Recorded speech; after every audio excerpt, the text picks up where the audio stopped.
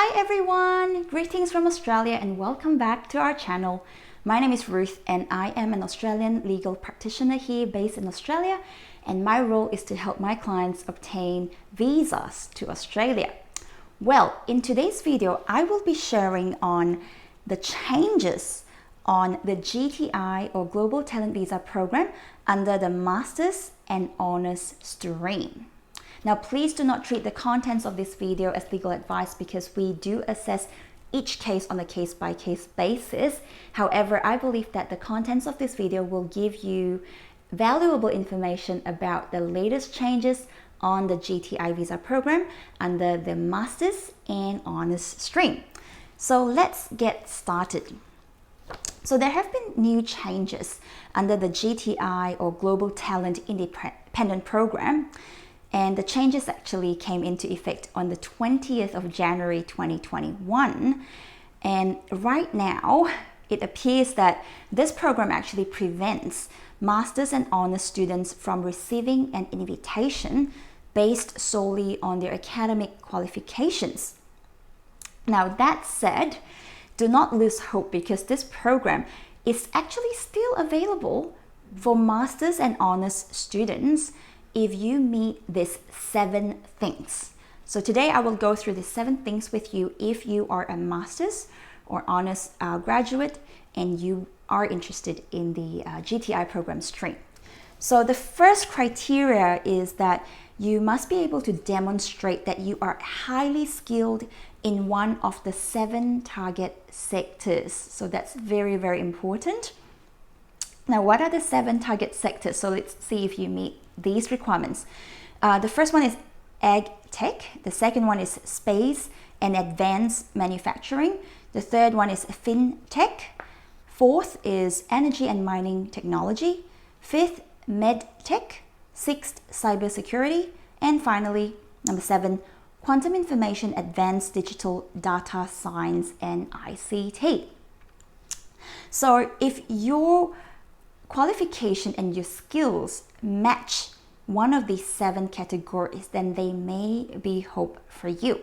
So that's the first criteria that you will need to meet to be eligible for the GTI nomination program. Second thing, you must be internationally recognized with evidence of outstanding and exceptional achievements. Now, this is actually really, really important because you must be able to meet high standards to show that you have an exceptional track record of professional and outstanding achievements. So this could include senior roles that you currently hold, patents creation, professional awards that you've received, international publications that's been read by others in other countries, media articles, and also international memberships.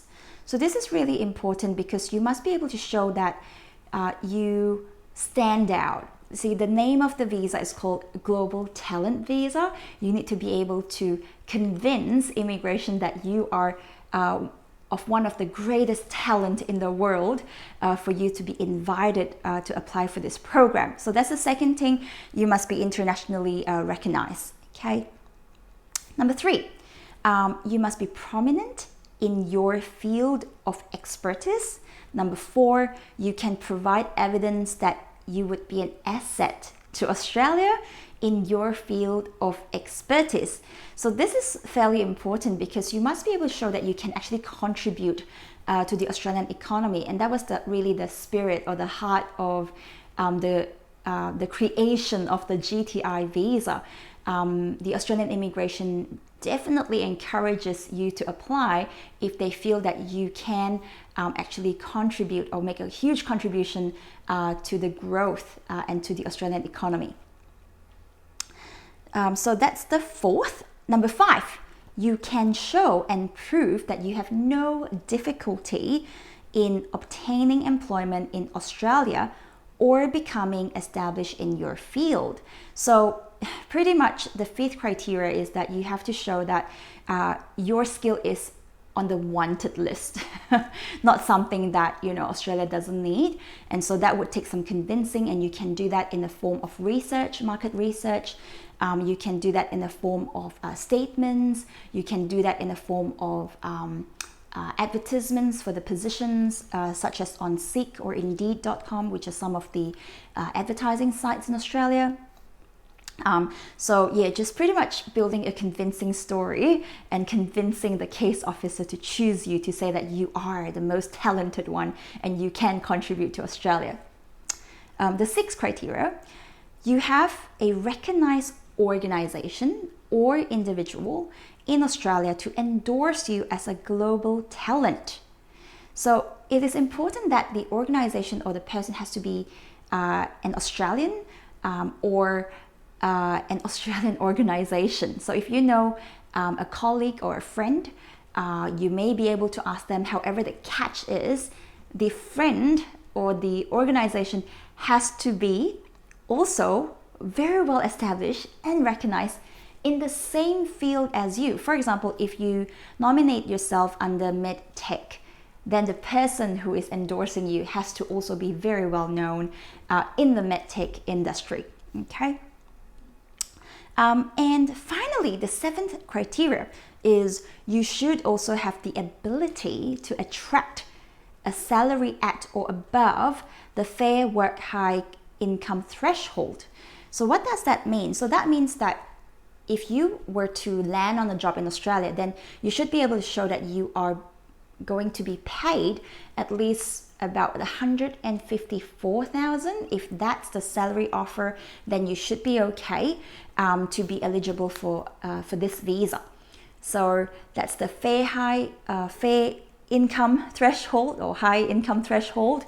Now, it doesn't mean that if you don't have the offer, then you know it's impossible to get the visa.